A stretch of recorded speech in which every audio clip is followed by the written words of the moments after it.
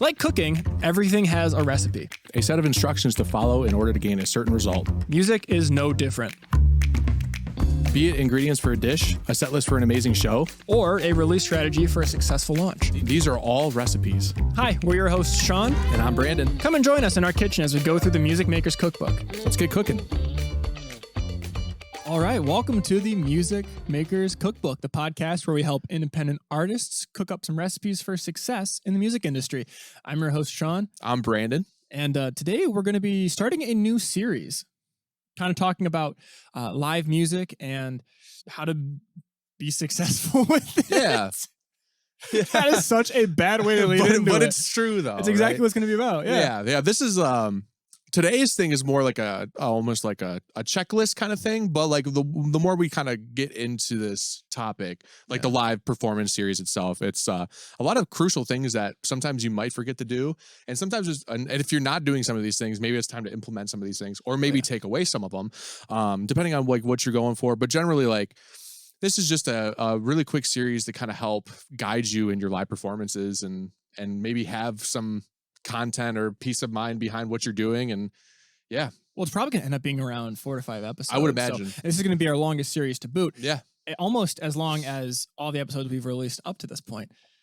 About half of that. But it's live is just so important if you're going to move beyond being a musician and into a full artist. And by an artist, I mean like a capital A artist, where you are a part of the art, you are the showcase of it, because we all missed it during 2020. We all realized just how important it is, and coming back to it, just the energy of the crowd all being together, building a unique experience where everyone comes together. It's a shared experience that can leave people feeling uplifted, empowered, motivated, energized, inspired by the music, and allows the artist to connect specifically one-on-one. Even though there's a bunch of people there, a lot of people there feel like you're connecting one-on-one with the artist, what is meaning. It's just an experience that you can't get just from music. Yeah. And there's so much that goes into it. So that's why live is so important. If you're not doing live, but you want to be an artist and make it, live is so important to incorporate into it. And we're going to kind of talk about a lot of things that you need to keep in mind to really be professional, how to get started, how to get the ball rolling.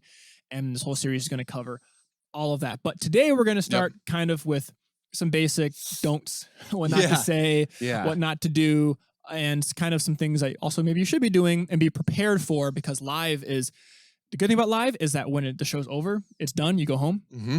The bad thing about live is there's no do-over. Right. So if things go wrong, and they will go wrong, you need to be able to have some things backed up, some things prepared, and just know how you can adapt and move forward in a professional way that leaves the audience still feeling really energized and like they loved the show. For sure. And that takes a lot of practice. So you just got to get out there and do it. But kind of before we dive into all that, we have to have a pre-show banter. What have you been up to, Brandon? Well, I just spilled coffee on the ground, and before we literally sat down to start the episode, and I just beefed it. I wasn't going to mention that. You're all putting over yourself the ground. on blast. I know, but like it's such a good like this is when things go wrong. Like, things will go wrong. I didn't expect that to go wrong today, but we adapted to the situation, right? And we made it happen. So, but thanks to Sean for helping me clean up really quickly, and all over the new carpet. Yay! But other than that, I mean, now it smells good in here. It does smell good. It's better than a candle, right? Just throw coffee all over your room, and it'll smell great. Maybe not after the day after, but like at least during the first couple hours, it might smell like a coffee shop. Well, if you don't have like cream in it, then you'll be fine. True. But we had cream in it. We did have cream in it. That could spoil a little bit. Yeah, a little bit. You have a Febreze air freshener around here, right? I think so. Somewhere. But yeah, things have been good. Actually, before we start the live series, I actually have a show that I'm going to. Oh, really? And it was the other day. I was in a session, and all of a sudden my fiance texts me, and she says, I bought Taylor Swift tickets. I was like, oh, dude, you got into pre-sale. You actually got tickets? Yeah. I was like, dude, that's awesome. She said, yeah, we're going to Scotland next year.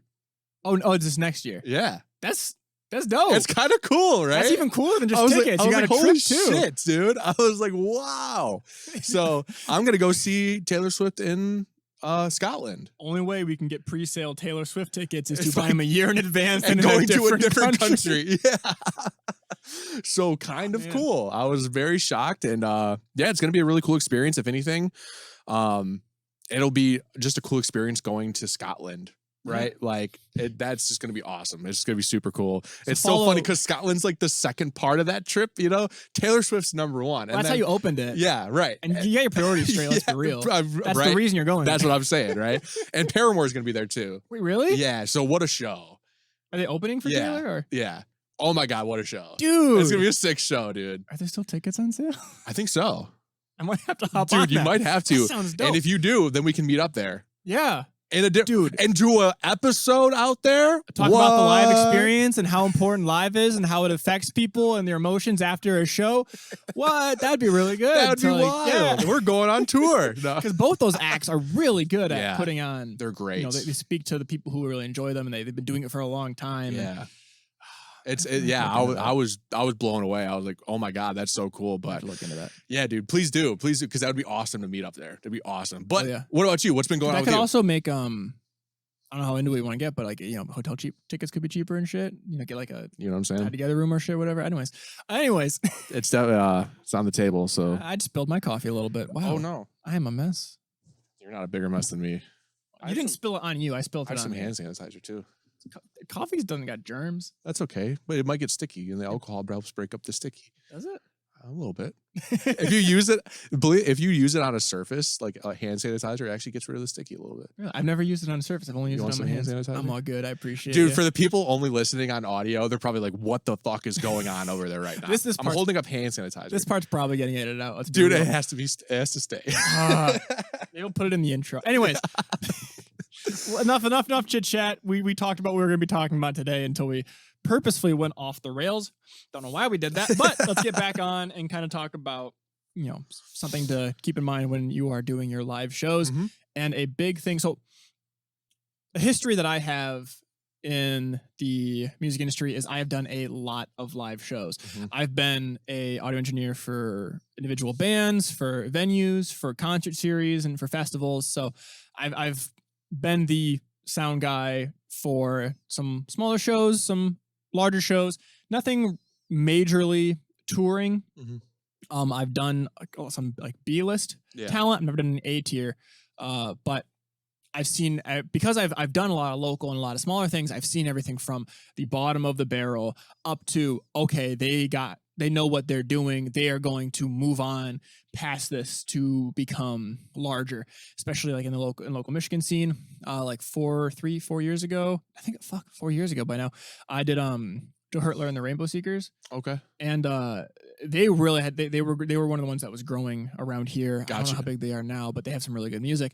So I've seen that, and I've seen coffee shop open mic where you're just starting off. But yeah, the first thing that I see all the time is artists don't know what to say between songs. That's the biggest thing that keeps energy going throughout a full set. And that is the biggest thing that a lot of venue bookers and a lot of event bookers look for when they see video of bands.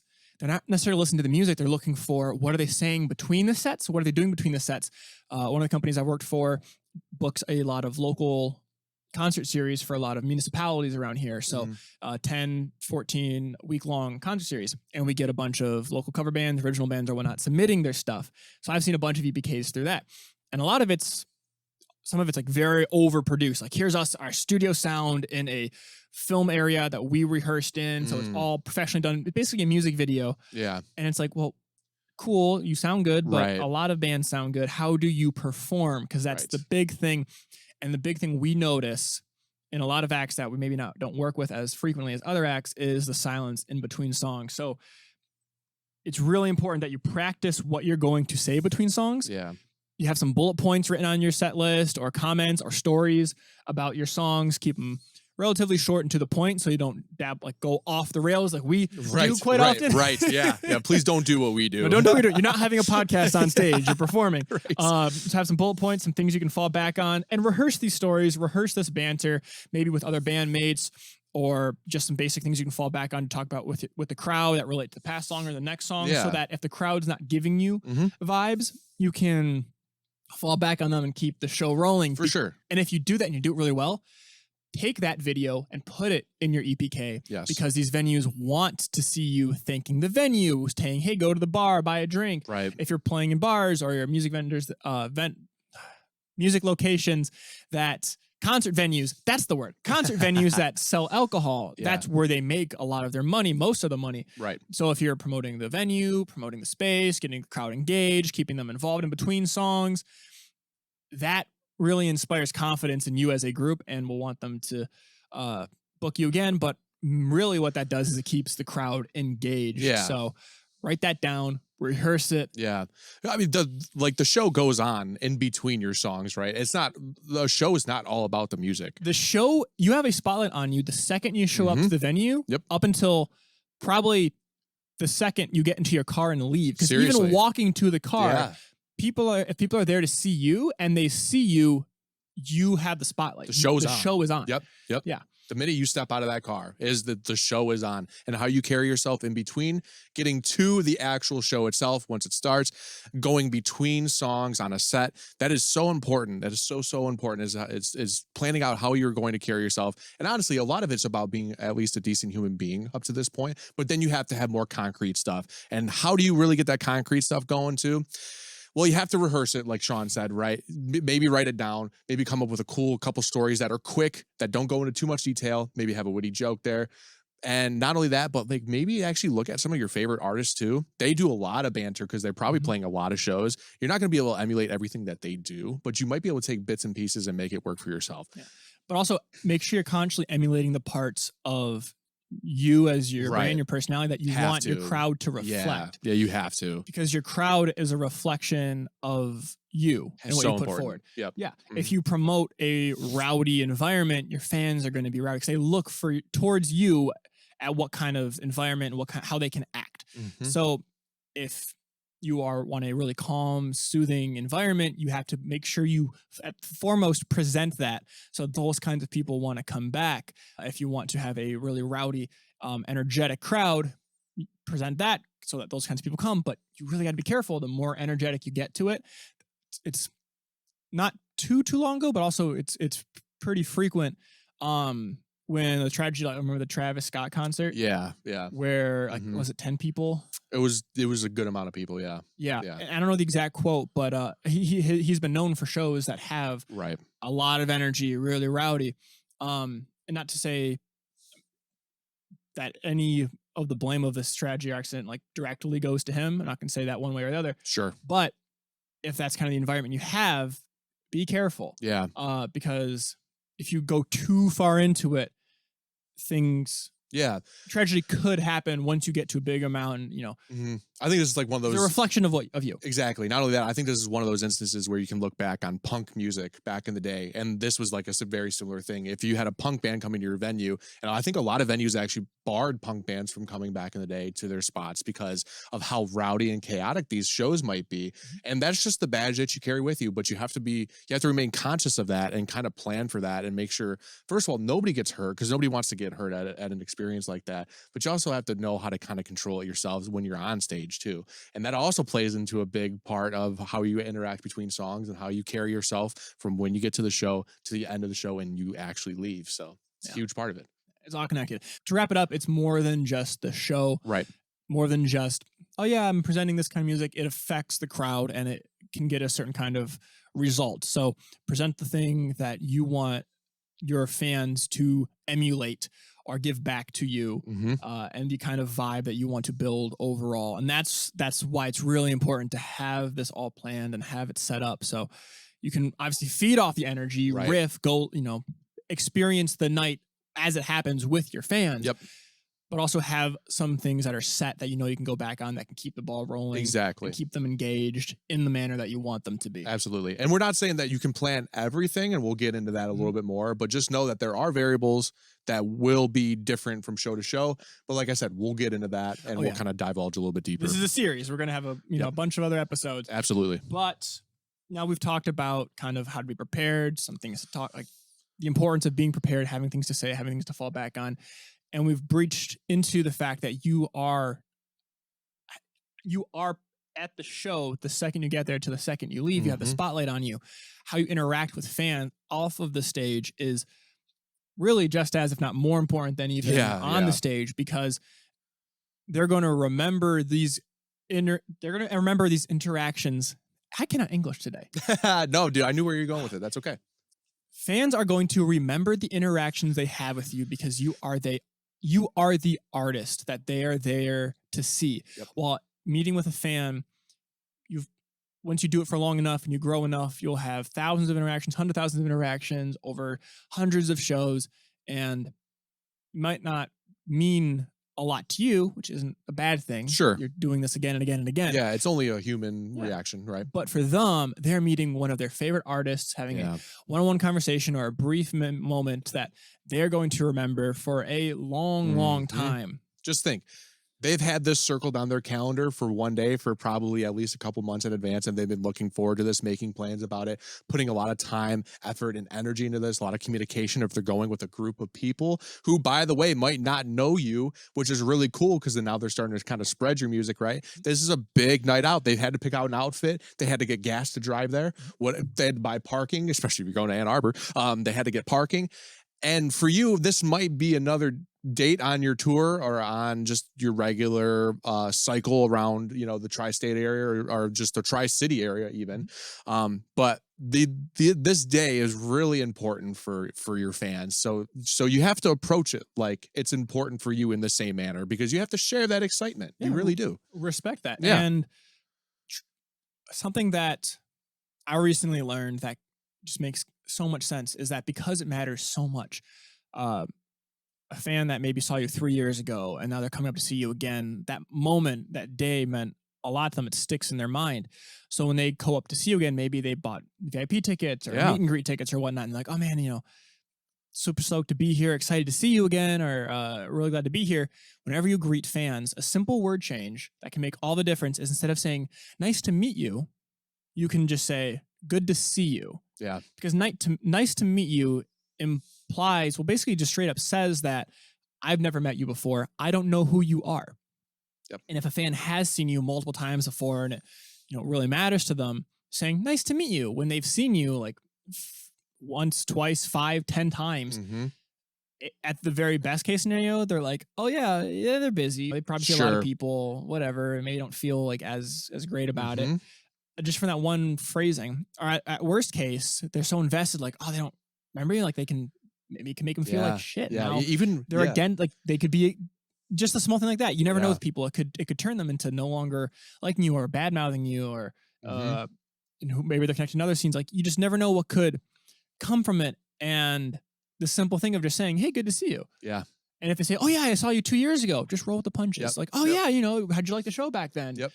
You can just be vague, but just that small interaction can mean so much, can be such a big difference right off the bat. Then, oh yeah, nice to meet you. It's like, well, I've seen you 5 times. I've bought 4 VIP tickets. I was at your show 2 weeks ago. It's like, and it's like the first example that you use, like, yeah, sure, they may be like, oh, they're busy, right? Like, I totally get it, no worries. But even that can establish the tiniest little seed of doubt. And once you have a tiny little seed of doubt in your mind, it's really hard to ever get rid of that seed. And the worst part about that seed is that seed sometimes tends to grow. And the more that it grows, the kind of worse relationship you might have with this person over time, and they might actually not be your fan anymore because they see how they were treated or interacted and it wasn't shared the same way back to them. It wasn't reciprocated. I actually have a really decent example of this. I've experienced this, except in a different way. So when I was working for the radio station 89X here in Metro Detroit, they're not around anymore. They had to shut down a couple years ago. But I would go to these venues, and each time I would actually see recurring people there, and they would come up to me and be like, "Dude, what's up, man? Like, how you doing?" Like, and I was always like, "Oh, dude, it's so great to see you. Like, this is awesome." Like, they would like. At some point, it got a little like, are they following me? Because they would be at every show, but they're just avid concert goers. But they always made it a priority to stop at the booth and say hi, or to see if I was working, or whoever the case may be. They maybe another team leader was working, and they were friends with or whatever. But they would always stop by and make sure to say hi and support their station, and that's what it was all about. And if I didn't care about that, and I was just like, dude, it's so nice to meet you.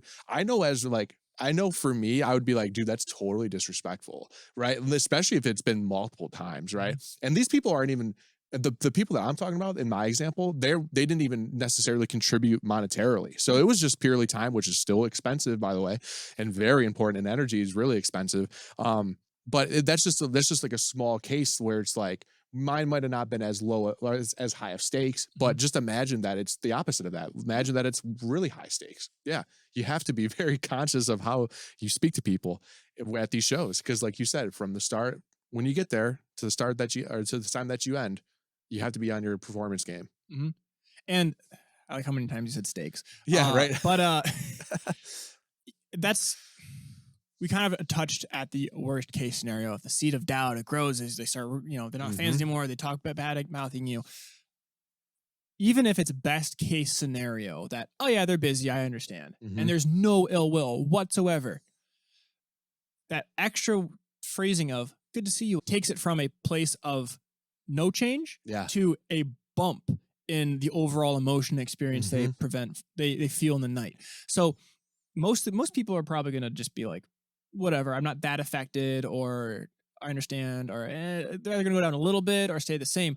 But just that small change, now it's a positive. Yep. Now it's an increase in the overall night's experience. Yep. It's less transactional. Yeah. It's more personal. Yep. So that's kind of something that we think, a quick thing that you can say to kind of change your wording. Now we're going to jump into kind of 10 things not to say while on stage that could take your crowd out of the event. But before I had a transition in mind that I wanted to say. I'm sorry, I kind of forgot what I was going to say. Actually, no, I remember. So I think the mic quit. I guess we're having some technical difficulties here. We use different mics today. I don't remember what it sounds like. Hopefully it sounds good out there. Let us know if it sounds all right. I want to thank my girlfriend for telling me that I had some 58s at home that I could bring here instead. That was really helpful. It was a little bit of drive away. I couldn't go get my microphones. That city sucks. It's too far. I'm looking forward to moving to this next location where it's going to sound so much better. But yeah, we're going to talk about this next thing. Hopefully it sounds all good. And hopefully you guys like and share this, because I'm broke. I can't really afford a new microphone right now. And if you want us to do anything, other topics in the future, let us know if you have any requests on what you want us to cover in the past. So yeah. Hope that's here's the show. That sounds like a fucking terrible show, Sean. How awful. That was bad. How awful of a transition was that? How awful. I went through this list of 10 things not to say, and I knocked off 8 of them in that one thing. And that was like 30 seconds. Yeah. Yep. How unprofessional do we sound as podcasters? How unconfident in what we're talking about? How bad is the vibe of this conversation? We had this good vibe going. Yeah. Instantly. Totally took us out of it. Yeah. Now, what if you do that during a live show? Yep. Imagine that magnified. Yeah. Terrible. So, and that these are the things that we're going to cover, not to do, because they can have such a quick bad effect. So starting right back into it, first off, don't say we're having technical difficulties. Yeah. Unless things are crazy, like the guitar amp catches fire. Yeah, something's on fire. Something blew up. Then it's funny. Yeah, sure. And then like maybe deal with it somehow, and make it funny or something. As long as nobody gets hurt, of course. But don't mention that you have technical difficulties. Especially if you're just like sheepishly in the microphone, like, we got technical difficulties. Yeah. We'll be back in like 2 minutes or whatnot. No, they're there to see you. It is it is your show, your representation of it. If something goes wrong, it's your fault, because it is your show. Even if it's not your fault, even if it's the venue's fault, it's still your fault. So you need to take care of it. You have to have that extreme ownership. Yeah, it's your show. So think of things you can do to counteract if stuff does go wrong. Know your stuff well. Because if the venue's DI is busted, you need to be able to quickly analyze, like, oh, my acoustic guitar is no longer coming through. Okay, that's good. My volume's up, tone's good. My tuning pedals off. Okay, it's got to be the DI. Because then you can call over the sound guy and say, I need to replace this DI, but keep something else going. So the people in the crowd are excited, like switch to the electric guitar for that song while he swaps out the DI, and just go clean, or get the crowd involved if your backing drum track quits out or something. Get the audience to clap along or things to keep it engaged. Don't see how you're having technical difficulties. Guys, we got to fix this issue. Know your stuff. Know how you can fix it. Have backups. If your guitar amp dies, have a backup guitar amp. Maybe even just a small practice amp, a small 15-watt practice amp. can get you through a show. Absolutely. Especially, and you just throw a mic on that. If it's got a DI out, even better. Yeah. Your phone could get you through a show. Yeah. Yeah. If you have a rig where you can plug your guitar into your phone, you could use a rig on your phone and get through the show. Yeah. It's great. I have two stories about this. All right. Two just really quick things, really quick. First of all, there's a viral TikTok of Hayley Williams dropping her mic off the stage. And it's during, I don't think it's part of, it wasn't like Misery Business or anything like that. Nothing like creme de la creme of them, but like it was still a big song. I don't remember which one it was exactly, but totally falls off the stage middle of the song, and she's just sitting there jamming with people, and she's yelling still, and the audience is actually handing her the mic and stuff. It's not like the band. She was like, "Oh, gotta cut it. Not gotta cut it. We have to start over." No, she went with it and actually had the crowd sing for her. Yeah. And it was great. Once she got the mic back, she continued on. Yeah. Nothing even happened. It was like a part of the show. So seamless. That's what you have to do. You have to be really quick on your feet and interact really well. And that video, it was caught on video. It blew up. People know of it. Oh, it's such a cool experience. People who were there will remember it. The person who would drop right in front, I handed her back the microphone. Yeah. Oh my God. What an experience. Yeah. And it builds an experience. I would die. But if she cancels it, that could be a negative one. But if it turns into something super positive that people are like, oh man, look at her. Look how impressive it is that she went through that and now built a vibe to it and roll with the punches. Yep. 100%. Don't say, we got technical difficulties, guys. We'll be right back. Yep. Don't do that. There was a show that I was doing like about 5 years back, and I brought my amp with me, and I also had my Axe effects with me, so I had like a double rig kind of going on, and definitely overkill for what it was, but I'm glad that I did it though, because my amp actually had blew a fuse after sound check, and so when I went on, my amp, it was totally just not working. I was like, oh my God, how am I ever going to play this show? We didn't have anything extra, but I was like, I have my Axe effects. Sound guy didn't like the Axe effects. He's kind of mean to me, but but that was what saved the show for me though, is because I just ran a direct out from my Axe effects, had a whole rig that I already had built out. Just use that for the show, save the show. There you go. Yep. Yeah. It's that simple. Have your backups. Yeah. Know what you can do. Know what you can do. Next thing, don't say in the microphone. Don't admit that, like, I forgot the lyrics. Sorry, guys. Everybody forgets the lyrics. Yeah. Seriously. It's human. It's human nature. But you can't let people know that you forgot the lyrics. No. And just mumble it off the microphone. Like, just lean away a little bit. Or repeat look like a verse. Your guitar so that like it's not coming through. Repeat a verse. Just back up a little bit. Like, tell your guitarist to do a solo while you remember. Or do like an instrumental jam for a while. If you have problems remembering your lyrics, bring a lyric page on stage, bring an iPad you can clip to your microphone stand that you can scroll. Some of these lyric apps, you can actually program how fast they scroll. Yeah. So it can go along, so you always have it right there. But you should really, for the most part, like things happen, you will forget things of it occasionally. Definitely. But try to know the song before you ever perform, because the stage is for performing. It's not for rehearsal. Right. Rehearsal is for rehearsal. That's gold. You should know the songs. If this is a consistent thing, like if you just don't know the words before you perform, that's on you. Yep. Even still, don't say I don't know the words. You can do one of these many things that we mentioned as kind of a backup to get through the night, especially if it's like a requested song by the venue owner who has their birthday and they want you to sing a specific song for them or whatever. And you need to learn it. So, and you have the lyrics there, but for the most part, just don't say, sorry guys, I forgot the lyrics. Yeah, that's a no-go. What a buzzkill. Yeah. What a buzzkill. Because I've heard that a couple times from a couple of the bands that I've worked with. Really? Yeah. From the live shows. Most of them relatively newer or just cover bands or whatnot. Yeah. And it's just, it takes you out. Yeah, it takes you out of the experience. It does. 100%. The next thing that you don't need to say live through the PA is things such as, I want to thank my girlfriend for being awesome and being here. Really helps me keep going on the road. I really appreciate my girlfriend. Or thanks my wife for bringing me here. Or, I love my boyfriend.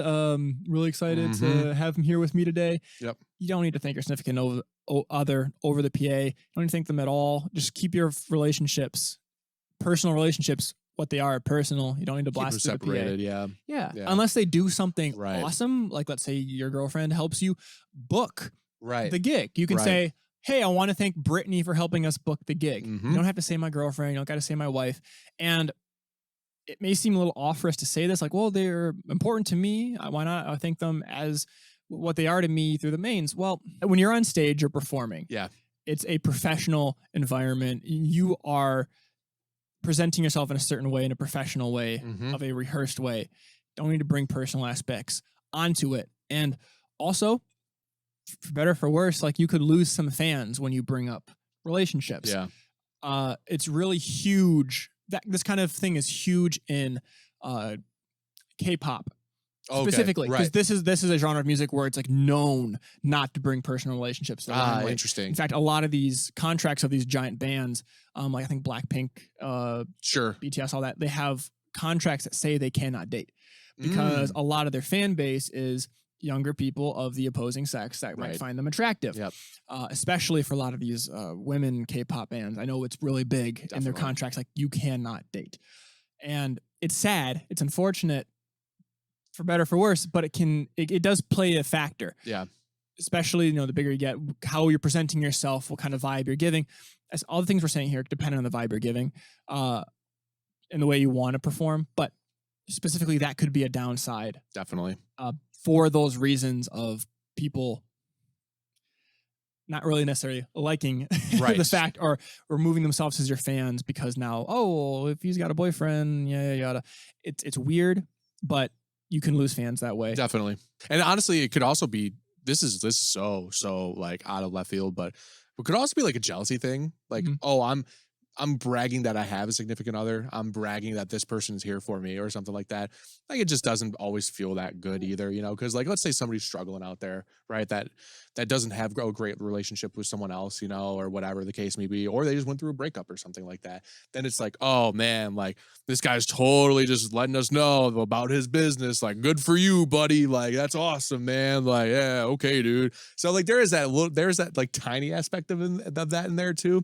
Just keep them separated. Seriously, one's a business, one's personal. That's really what it is at the end of the day. So just try to keep it separated the best you can, unless, like what Sean said, there are those couple caveats in there where you can bring it in and make it more personable. So for sure.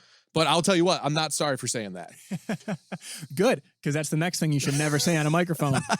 I'm sorry. Yeah, don't apologize. So pretty much to everything I said earlier, I added "I'm sorry." Oh, we're having technical difficulties. Sorry, or I forgot the lyrics to the song. Sorry. Yeah. Just, you are on stage. Anytime you say sorry, it shows lack of preparation. Makes you look bad. Looks you make like you're not as ready to be there. It's not as put together as it could be, as it should be. Even if things do go wrong, don't apologize for it. Own it. Show confidence. Own your set. Own the stage. Yep. Van broke down. 30 minutes, an hour late to the show. Crowd's getting rowdy. Go out there and rock it. Yeah. Make sure you rock it like 3 times as hard, though. Yeah. Yeah. I mean, you can even make a joke of like, guys, our van broke down, trying to stop the sound, but we're here. Who's ready to party? Exactly. Don't apologize for it. Yep. Own it. Make sure that what you are doing is the thing that they're there to be there for. Yep. The microphone, you drop it in the stage. You're like, hey guys, sorry you couldn't hear me in the back. I hope you guys like that song still. No, it's all about the experience. Yep. Own it, move on. Exactly. Because also that experience of whatever happens is also unique to that show, which is kind of cool because people are like, oh my God, I got to see something that nobody else has seen before. I got to experience somebody messing up or whatever the case may be. And it's like, you hold on to that forever. So it's actually almost like a positive thing sometimes. My dad told me about a concert. It was a Pete Townsend concert. Oh, cool. Who was the guitarist for The Who. Yep. If you don't know who Pete Townsend is. And all of his backline. Yes. Great guitar player. All of his backline for the show, like something happened to the semi-truck or something, or whoever they were transporting at the plane or whatnot, none of it arrived at the stage. Oh my God. So it was just him. And somehow he had grabbed an acoustic guitar, whether he bought it from a shop down the road or whatnot, or the opening act or whatever loaned it to him or whatever. I don't know what the thing was, but I'm pretty sure you can look this up, like the story of it. But he just him on stage with his acoustic. He just played the full set. He just ripped it. And apparently he was pissed. Oh, really? Apparently he was pissed. But he went through, did the full show, and that kind of unique experience, that ownership, like that's now a once in a lifetime Pete Townsend concert. That's never going to happen again. You're never going to see that ever again. And because of all these different circumstances, and now like, man, I'm so glad I was at that show because never going to experience that again. These things that could throw you off now almost become selling points. Yeah. Oh, you were at the concert where she dropped the microphone? Oh, that's so you were cool. at the concert where the backline got lost? Yep. Oh, you were at the concert where the backing track, the amp blew up, or the backing track stopped, so everyone was clapping and going crazy. And these bad things can become selling points if you just roll with the punches and don't apologize for them. Own them. Absolutely. Absolutely. I do want to add one more thing onto this I'm sorry one is don't apologize for yourself, but also don't apologize for other people too. So let's say there is technical difficulties and you're totally like, sorry guys, I'm sorry on behalf of the sound guy. I'm sorry that the sound guy's not doing his thing. And dude, like, don't do that. You're just throwing people under the bus at that point. Case in point, don't apologize, like seriously, on behalf of you or other people, because the other people one also feels bad to the person you're apologizing for, which is either you're throwing them under the bus or you're trying to be nice.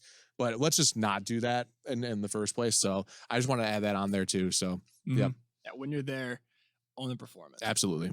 Next thing, don't say. This may sound like common sense, but it happens. Yeah, more often than you think. Yeah. Don't say, hey, this city sucks. Yeah. Don't badmouth the place that you're in. Yeah. Maybe fun to do with your bandmates or after the show or whatnot. Sure. Who are traveling with you on your tour.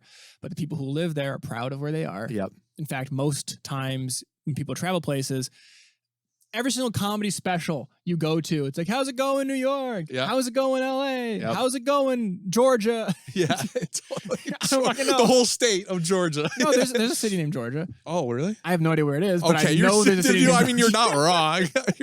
You're not wrong. How's it going, Grand Rapids? They start off saying, how you doing at this city, in this town? Yeah. Because people there are a fan, like they're proud of where they are. And immediately the crowd goes, woo, we're doing great. Yeah, yeah. The energy in the building just shoots up immediately. It's a great way to start off with energy. Comedians do it all the time because it sets the tone and it gets everyone engaged because something that they specifically relate to. And if there's a song that uses your city in it and people sing it, everyone's going to get hyped. Like here, we're in the Detroit area and Don't Stop Believin' by Journey starts off with Born and Raised in South Detroit. Banger. Any cover band that ever does it is, if they're doing it right, they're going to cut out during that word, point the microphone towards the audience, and everyone is singing. It's every time. Every time. That is routine. That is built into the song in Detroit. Crazy. It's awesome. It's really cool. So it would really suck if Journey came out, did the song, and they were like, yeah, you guys suck though, for real. Like, that would be terrible. Oh my God, what a bad thing to do. Or just complain about the city in general. That also goes along with this, is like, oh my God, your traffic's so bad here. Oh my God, what do you guys eat around here? It's so bad, like, or whatever. Yeah. Don't say bad things about the city. Don't say that the city sucks. But another thing here to add on to is like, know what city you're into. That's like pretty important. Like, just know where you're at and be conscious of your location. And like, even if you don't say like the actual city. So here's like a small example is like, we used to have the Palace here in Auburn Hills. When bands came to Auburn Hills, they still said Detroit because it's the hub. So if you're connected to a hub, you can say the hub's name. Everybody gets the point of where you're at. But I mean, you're not going to go, what's up, Auburn Hills? Like, that doesn't really ring as well as what's going on in Detroit, right? So know where you're at too, but also don't dog the city. And then don't, like Sean said, don't explicitly say that the city fucking sucks. Like, it might suck. I mean, totally being honest. You might have had the worst experience ever. You might have been mugged as you walked from your van to the stage. Right. Who knows? Might have your shit stolen, you know? But like, you can't say like it sucks. Like, there's just bad timing for some things and unfortunate events that happen, but people doesn't shape the entire city. Yeah, people there are proud of where they are. You're probably proud of where you are. Yep. To a degree, and you know, when someone bad mouths, you kind of take it personally because it's part of your identity, part of the fan's identity. It's definitely. We're all Detroiters here. We're all Minnesotans here. Yep. Should Minnesota? I did the state again. That's okay. It's okay because like it's all encompassing, right? Like the hub of whatever. Like we're all Michiganders here at the end of the day. How you doing, USA? Right? What's up, US? Like if anything else, you know. How are you, Earthlings? What's going on, fellow humans? Reminds me of the fellow kids meme. Yeah. That's awesome. Shout out Steve Buscemi. Right? Yeah. I loved him in Spy Kids. That was great. That was a great underrated movie. Underrated movie. Spy Kids on the podcast. All right. Tell me you're a millennial. Tell me you're a millennial. Anyways. Right. Not even a millennial. Anyways, another thing not to say on stage. I'm technically a zillennial because I'm right in between the two. Some say I'm Gen Z, some say I'm millennial. What year were you born? We'll block this out.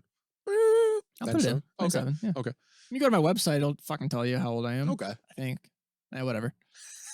Another thing not to say on stage is, I'd say you wrote a really sad song about someone close to you who maybe passed away, and it's really important, emotional song. Yeah.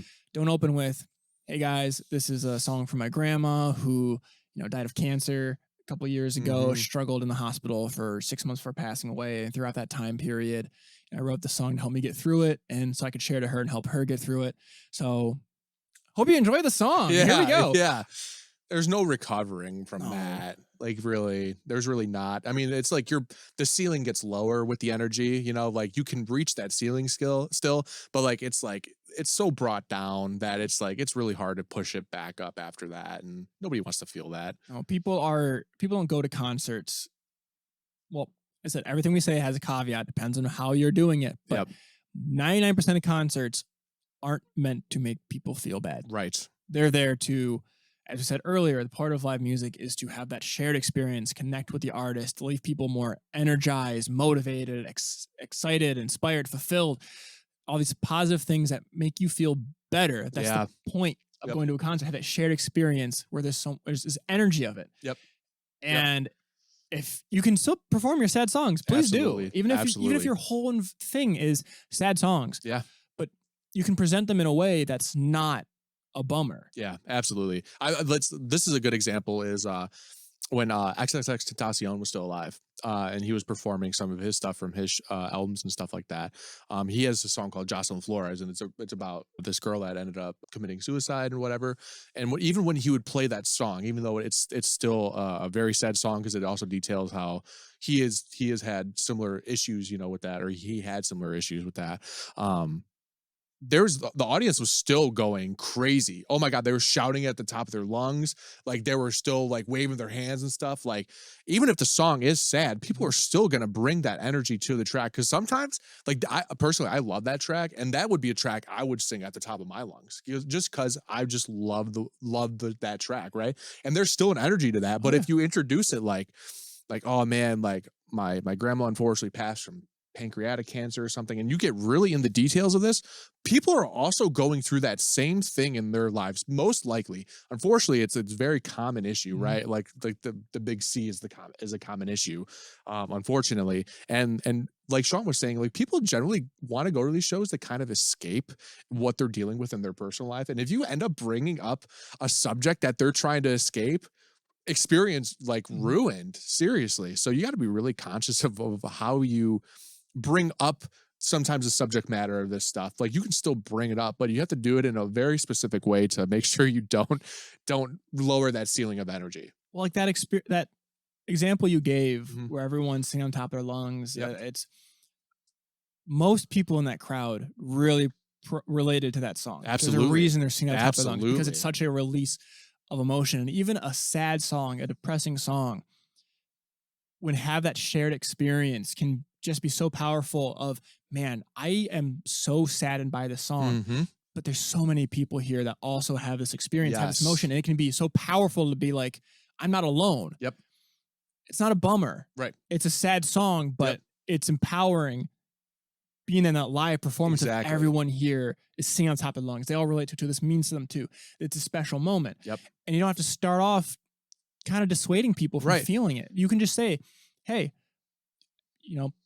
if you know this next song, sing it. Sing it with me. Take out your phones, whatever. There's a local band, Water Fountain Coins. Yes. Yep. And they have this one song called Miss Misery. And whenever they start, it's like their closing song because everyone around here knows it. Yeah. It's got a really catchy chorus to it. And every time he plays a song, the main artist, Ben, opens with, if you know the song, sing it. And if it means something to you, fucking scream it. Yeah. Yeah, that's great. Every time he opens it with that. And even though they travel a lot locally, it might be a thing like, oh, well, I heard that again. I've heard it before. That's never what people think. They never think, oh, he's opening up with this line again. No, it's like, fuck yeah, let's go. Yeah. Let's get into it. I know this song. And you're leading into it. You're encouraging it. And it's it's called Miss Misery. Yeah. It's in the title. Yeah. It's not a happy song. But fuck, do the people know that song who come out for that band? Yeah. Get into it. Yeah. Because it means something. It means something. Yeah. And I think you're dive into it. Exactly. And what you're really illustrating here too, if we need to summarize this, is just let the music speak for it fucking self. That's why it's there, right? You don't need to speak on behalf of your music. It will already do that for you, or at least it should. And like, there's no need to tee it up for somebody to hit out of the park, right? You just need to play the fucking song and get on with it. Don't take the audience out of it. That's really what we're getting at with like any sad or just like even just like bad stories. You know, it's a show. In general. It's a show. Yeah. Yep. Own the show. Exactly. Own the song. Own the sadness. Let your crowd own it too, and own that experience. Absolutely. Yeah. Yep. Agreed. All right. Moving on to number 7 for things not to say while on stage. Don't say I'm broke. Give me money. Please support me because I got nothing in my bank account. Mm-hmm. It's just, I mean, it's basically, makes you look lame. It's basically begging. Yeah. At that point. And you're begging in front of people that are there to watch you. Like, that's, come on. And it makes them feel bad. Like, oh, well, I'm here watching this guy perform. Maybe I should like give him something because I feel bad. Right. And if they're leaving feeling bad for you, they're probably not going to want to come back again. Probably not. And there are so many better ways to get people to pay you or buy things from you or even just donate to you without straight up saying like, I'm broke, I need money, give me money, make them feel bad. You can make them feel more energized about giving you money. Yeah. Like for some quick examples, we were talking earlier how you said like if you got a QR code on stage or whatnot for people to donate to, just put, tip jar. The tip jar is a classic thing for buskers. If you're playing at a big performance and you don't want a tip jar on stage, you can have one by the merch booth. Offside by the merch. And you can say tip jar, and underneath you can say help us fund the next album. Yep. And if you want money to cover gas because you can't get to the next stage, the next venue and the tour, you can straight up say, man, my brain thinks faster than my mouth can talk. Oh, I get that. I get it. You can straight up say, hey guys, buy a shirt. Help us get to the next town. Yep. Help add to this. Be a part of what we're doing. Exactly. Here. Yep. Buy a shirt so that we can make our next album. Because then they feel like, oh shit, well, I'm part of the album process. Yeah. Now. I'm part of the tour now. I'm making a difference. Mm-hmm. Mm-hmm. Yep. Yeah. That's, I mean, like, seriously, like you have to kind of like define sometimes like what that money is being used for too. Like you were saying, like, is like, help me support this next album. Help me do this. Help me do that. Or whatever the case may be. But also if you don't specify that, first of all, they don't know where the money's going, which is like kind of like a big red flag. Cause it's like, then what are you really spending it on? Why can't we do this? Why hasn't my monetary donations or purchases helped out up to this point? What happened to the 3 shirts I bought a couple years ago? Like, why isn't this being used well? Like, why can't we sustain this and keep it going? So there's also like a slight loss of value that is in that exchange of being like, oh, I'm broke, give me money, right? And then it's like, oh, well, what happened to the other stuff that I've already done? What happened to the ticket prices and whatever the case may be? I'm a Patreon supporter. Yeah, like what? I just donated to your GoFundMe like 2 weeks ago. Like, what do you mean you need more? Like, yeah. Plus, you're an artist. You're on stage. You're putting on a performance. You're larger than life. Mm-hmm. And saying you're broke is not a part of being larger than life. Yeah, not at all. Not at all. Not at all. The atmosphere of it. Once again, caveat as always, depending on what you're doing, depending on your image, if you're putting on that vibe of just starving artists, if you really want to take ownership of it and just embody that vibe, like everything you own is like ripped, that's kind of the environment you put off, super laid back, that kind of vibe. You can even joke like, yeah, man, give us like $10 so we can buy weed and smoke it in the van after the show. Yep. That can be part of it too. Totally. I've seen how you market it. Yeah. Yeah. I've seen people like actually outside of like baseball through stadiums and stuff, sitting there with like a bucket and said, please donate to me. I need beer money. That's fucking hilarious. And you best believe that if I had extra cash in my wallet at the time, I'm going to give you $2 because that's fucking funny. Mm-hmm. And like, I mean, go have a good time. You're telling me what you're using. Like, that's fine. If you want to go have a good time and you need beer money, that's totally cool with me. Dive into it. Seriously. So that's the next thing of just don't say I'm broke unless that's part of what you're trying to go for. Totally. Next thing is more specific, kind of, and it's don't kind of call out your audience like, oh, you guys suck. You guys are awful. You're the worst crowd I've ever worked with. Yeah. Because even if you're playing in a bar and there's 20 drunk assholes yelling over you or talking at the bar and crowding in or making too much noise, one, there's almost always at least 1 or 2 people or more who are listening. And absolutely. If you call out the bad behavior in broad statements of, oh man, you guys are awful, it makes them feel bad. Yeah. And 2, the people who are being rowdy, even if they're not paying attention to you, you're through a PA, you're the performance. They always got 1 year on you. Yep. So if you call them out, well, guess who's now focused on you? Yeah, yeah. And not only that, too, is like when you're out having a good time and you are rowdy, and let's say you're drinking or something, you're generally caught up in the moment. Like you're very in tune with the moment at that point, depending on how much you drink, of course.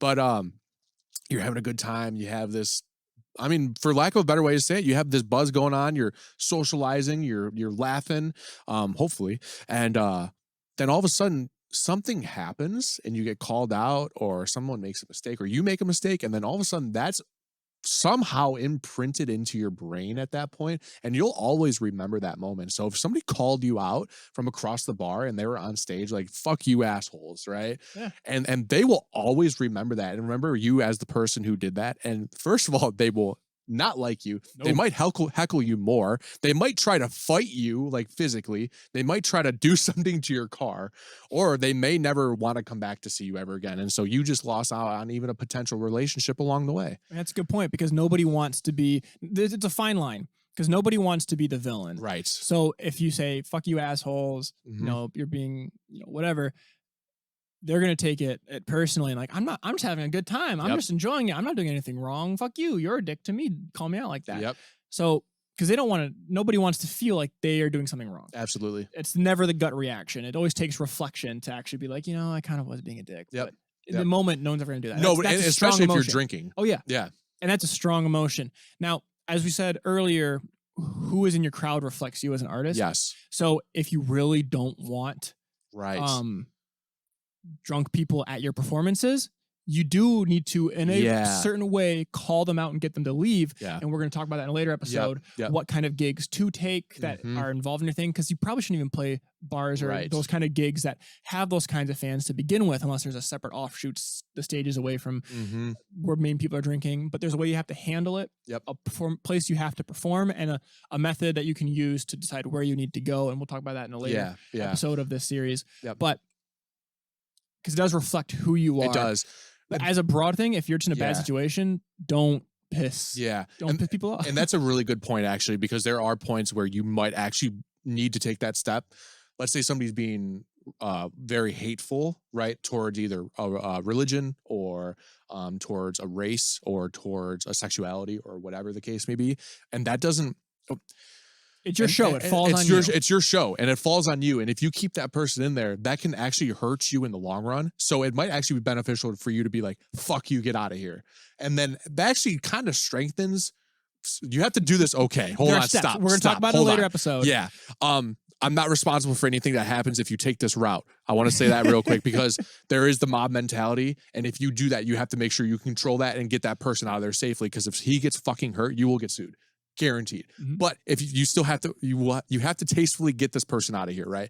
And that might require security, escorting them out and taking them to their car and watching them leave, right? But that is a case where it might actually be beneficial to say, "Hey, fuck you, asshole." But there's a step. That is a crazy. Right. That is so crazy. Yeah, we're not going to get into it too much this episode, but there's a soft way. You have to start soft. There's things you can do to make sure, point out their bad behavior. Totally. And they'll most likely stop. Exactly. If they don't, go beyond that, escalate a little bit. Yep. And then if you need to, if it continues, then you go to the point of basically kicking them in the head. Yeah, there are steps. There's a protocol, right? So don't start off with fuck you, dude. Yeah. Don't just go out guns blazing. Please don't. But there are those, like Sean was saying, there are those steps. Make sure you take the appropriate protocols and actually you think through your decisions, right? So we'll talk about that in another episode. Yeah, and the last thing too is that if somebody else is hurting somebody, so I don't know if you know the hardcore scene at all, but there's this thing called two-stepping. Then there's this thing called crowd killing. Crowd killing is when you go into like a mosh pit kind of form, and you actually go there's the wall of the mosh pit, right? And you go against the mosh pit and you hit people on purpose. That is a big no-no. Like if people are hurting people, you need to get that person out of there. Yes. Because first of all, I think the person that gets hurt could sue the venue or sue you. And not only that, but that does not create a fun experience for anybody. No. It's so hostile. So that is like one of those steps where it's like, you need to figure out how to get that person out of there. So there are small caveats and you have to go through your protocol. You have to make sure that it's done correctly. But there are those small caveats to this thing, but in a more lighthearted way, like the drunk hecklers or something like that, you will get heckled, but that's more of a lightweight, thing, where opposed to what I'm talking about was very heavy and very specific. So and some genres are built around exactly. That. If you were in those genre, you've probably been to these concerts where you know the proper protocol in terms of what is allowed, what's shunned upon. Most of these things, like the metal community that has a lot of these mosh pits that do a lot of these things, like they have a code of conduct. They do as fans, and they will take care of them themselves. They will. Yep. And the good thing is, like, if someone is going there to hurt somebody, 9 times out of 10, the fans will take care of it. And they don't want to deal with it either. But that's a whole nother thing as well. Not only that too, like the fans actually know who, like there's like a list of people that guaranteed that people know about that. Like, this guy does this here at these shows. We got to watch out for him. And if they see you there and you're labeled as that, well, first of all, you're labeled as that, and that sucks. You'll never be able to go to a show ever again. But I mean, that's really, really deep in the weeds of the metal community, but it is an interesting aspect of it, actually. It's really interesting. Super loving community, honestly. It actually is. It actually is at the end of the day. I got a buddy who's a metal engineer. He's performed in a couple bands. Great people, man. Some of the nicest people I've ever worked with. Seriously. Way too many Toms, but way too many Toms. Not the name like Tom Drums. I helped my buddy record a metal drummer that had like 7 Toms. It's like, why? That's a lot of Toms. Anyways, that got into the weeds for that section. That was supposed to be one of our shortest ones. Yeah, that was fun. That was supposed to be our shortest topic. Anyway, moving on. Don't ask for requests. Sean, you know how to play Freebird? Freebird. Play Freebird. Somebody in every concert will think they're the funniest person ever coming up with that joke. No. First of all, if you ask for requests, you're going to get someone say Freebird. Yeah. Second of all, if you ask for requests, people are going to request songs that you are not prepared to do. Yeah. Because they don't know what you're prepared to do. Yep. And if someone's heckling you saying, play the song, you can humorously diffuse and say like, oh, sorry, we already played our 2 covers. Do you know any songs by your band name? Yeah. Yeah. Try to point towards that. Yep. Or point towards what you're doing so that at that point the heckler usually stops. Totally. But don't be like, hey guys, what do you want me to play next? 1, it shows you're unprepared. Yep. 2, it takes them out of the whole concert going experience, makes them think like, well, I don't know I'm not here to think about what to play next necessarily. Totally. I'm not on spot. This isn't Spotify. This is a show. It's a whole performance. Yep. So don't ask for requests. Unless like that is what your thing is. Like I do know a couple people that will go and do like these small venues or something. Or if you're playing a bar or something and you're the house band, like you can ask for requests, of course. Well, here's something that I've seen a couple acts do. Mm-hmm. What this one act does is, I forget his name, but he used to live in Japan, so like he's got a lot of fans who are still in Japan. He'll live stream his small concerts through his phone to people in Japan, and he'll sing some songs in Japanese. But he has a QR code on the side of stage saying "request a song," and what it does is he set it up so it takes them to a song list, and they can click on a song that they want him to play, and it'll pop up in his feed on his live stream, and it'll add it into his set list, and it'll just add on. Dude. So 1, he knows it's songs that he knows. He has a catalog. He has a catalog. 2, it gets them interacting with things that he's doing. And now we can interact with, oh yeah, this person submitted this song, so now we can make them feel like they're part of the overall thing, which gets other people to want to submit. Mm-hmm. That's kind of the vibe he's going for, that kind of social media interaction, but more in person. But he also does live stream it, so also people definitely on Twitch can do it. And also you can set it to, if you want to submit a song, give them your email. Yep. That puts them on an emailing list. Oh, so good. And you can also fucking genius. Yeah, and if you've got a bunch of fans, you can do it a vote. Like, hey, I'm doing 5 covers tonight. Here are my 15 songs. Mm-hmm. Vote on what 2 songs you want me to play. Yeah. So you can get a bunch of email lists, and you're only playing 5 songs that you've already set into your set list. Yep. So you're not like, oh, everyone's adding songs and it gets super long. It's like, oh, these are the top 5 songs. Great. These are going in my set list. And you can say, hey, at the end of the show, we're playing songs requested. Go to the link and check it out. You can post it on social media before you perform. Mm-hmm. You can, if you're the headliner, you can try to get the opening band to have it on stage, or ask them to do it, put it by your merch table. Yeah. So like, hey, if you buy a shirt, you get extra votes, or things like that. So good. There's so many ways you can do to get them involved. But and those are how to take requests without being on stage being like, I don't know what to play next, guys. What do you want me to play? It's like a Another controlled band, request. Yeah. Yep. Butch Walker, who's an incredible artist. Mm-hmm. And he's produced a couple of bands too. He's produced Pink and a lot of others. Yeah. I went to a show with him recently, and he took requests. But what he did was you had to put in a request at the merch table. Oh, okay. So while you're there, after you go to the line, might as well buy something. But he had these tickets that, those red tickets you buy for carnivals and whatnot. Mm-hmm. And he would have you request any song in his entire catalog. And his catalog is like 30 years. He's done so many songs. It's a lot. So he even said like, hey, some of these songs I probably don't remember. If you do a throwback, so I'm going to have to look them up. But he did all the songs they requested, and it was the middle of the performance. It was in between the first and the second set. And he's like, the band's going to take a break. I'm going to do acoustic covers of my whole catalog, and I'm going to pull them from this hat. And he promoted beforehand. People had to go to the merch table to do it. So you can take requests, and it made it super fun. That's great. Because then you pull up and be like, oh shit, I haven't done this song in 2 decades. yeah. And that's funny. Yeah. And like the crowd loves that. Yeah. I would laugh my ass off. Yeah. It was super fun. And he pulled one out, and he was like looking around like, who requested this? Yeah. Who did this? And the person's like, I did. He's like, what are you doing? Yeah, it's great. It's that crowd interaction. That is so good. Yeah, so you can use requests in these positive ways. Be creative with it. Make it your own experience, but don't sit on stage acting like, I don't know what to do, guys. What requests? Someone's going to tell you a song you don't know. Yep. Someone's going to heckle you. Oh, yeah. Make it so you still control the request. Someone's going to make you play Barbie girl in a Barbie world because it's, first of all, the movie just came out, right? That's true. Yep, and it's top of mind for everybody. And guess what? If you don't know that song, well, you're either going to have to learn it and play it, or like they're going to be very disappointed in you, and that ruins the experience a little bit. Yep. All right, last thing we're going to say, and we're going to go pretty quick because we're going to cover a full episode about how to interact with the front of house engineer, how to interact with the sound crew. This isn't how they're supposed to interact with you. Remember that. So sometimes they're very mean. Sometimes they are, but that's okay. They have because they've been through some stuff. They've been through some stuff. So we'll. Yeah. So we're going to have a later episode talking more in depth about it. But the final thing not to say is through the PA, say, how does it sound out there? Can you hear me in the back? Yeah. Assume you sound great, because there's only one, it's your show. You should sound great. Yep. And there's only two places where it could sound bad. One is you, one is the sound guy. Most sound guys are pretty proud of their ears. They think they can do stuff. There's a way to interact with them if you do special things, or you want certain things emphasized.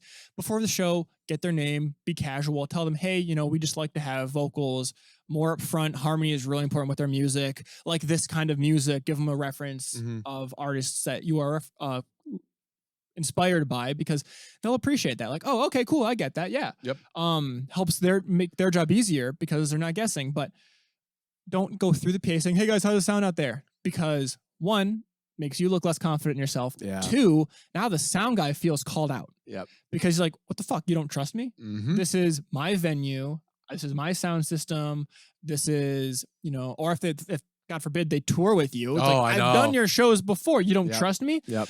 Do you hear me in the back? It's like, yeah, this building was built with this PA in mind. Exactly. Or even if not, like, well, then they're not supposed to hear in the back. Maybe that's where the bar is, and people, they want it to be talking volume. Or if you're in a local or outdoor concert venue and you want to make sure they hear you on the hill, it's like, well, they should be able to if they put up the sound system right. And if they can't hear you in the back, that's not going to change because they can't throw up a line array in the middle of your song. Yeah. They're just going to feel called out, less invested in you, offended.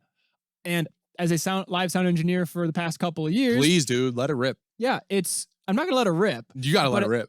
It happens all the time. Yeah. And I don't take it personally because they just want the best concert. We're both approaching it the same way. You want the best sound so your fans are happy, and I want the best sound so that the crowd is happy and they come back next week to the venue or next week to the concert, and overall it's a positive experience. The same goal is in mind. Yep. So calling out the person who has the same goal as you can get them immediately disinterested and apathetic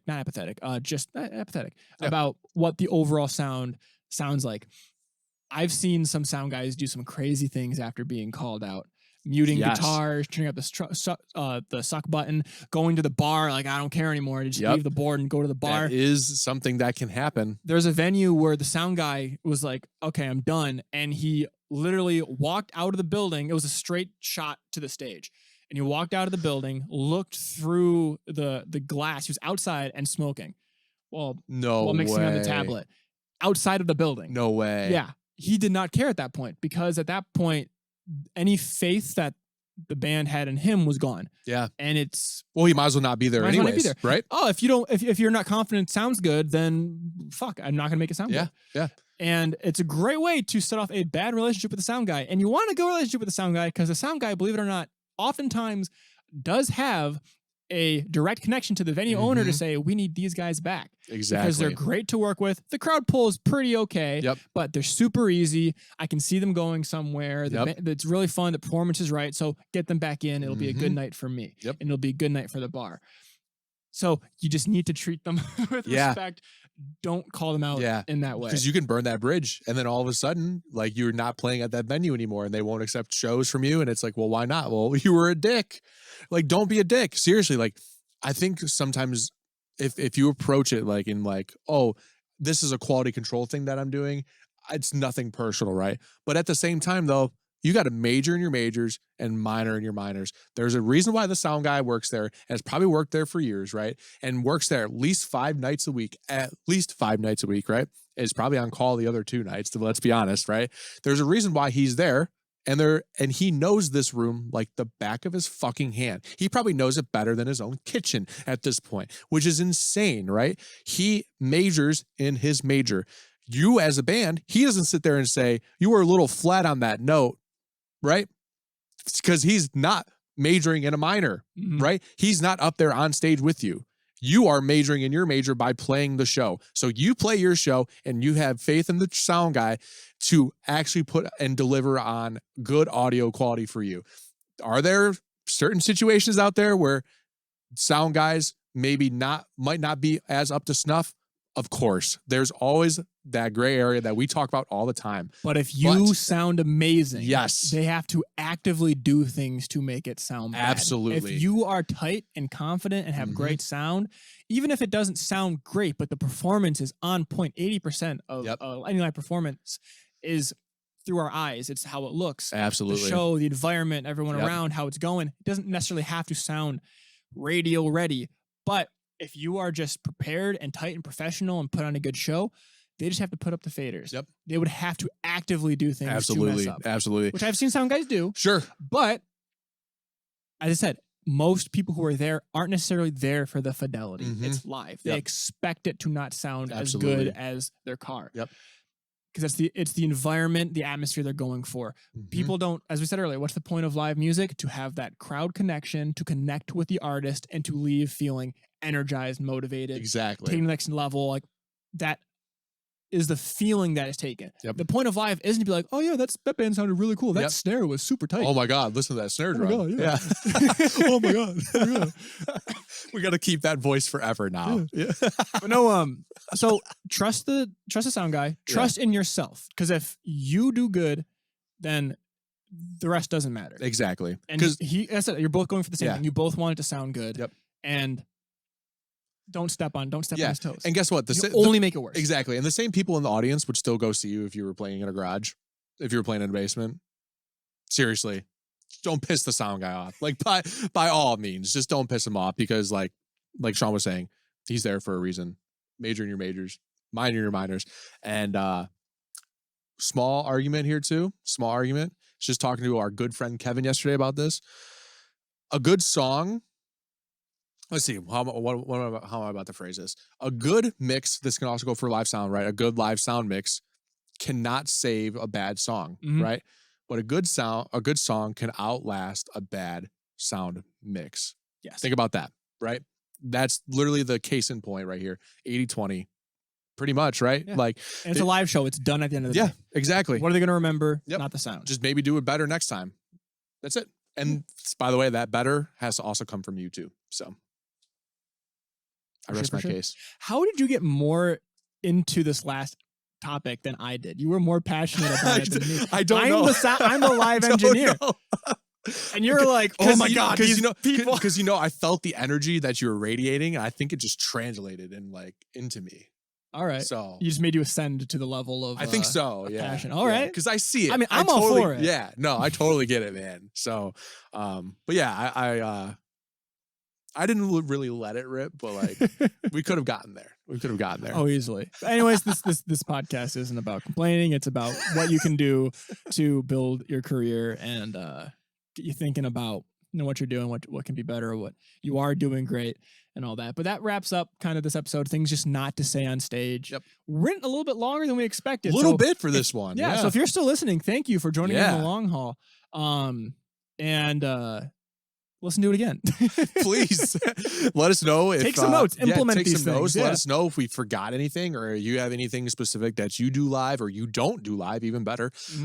Please let us know. We'd love to add them to the list and maybe come back and talk about it again eventually, later down the line. If you have any requests for what our intro and outro music should be, if you want it to be Freebird, let us know. Okay. Starting to get triggered now. But no, I mean that basically wraps that's it. Yeah. So thank you for dining in with us. From our kitchen to yours. Time for you to get cooking. Bon appetit.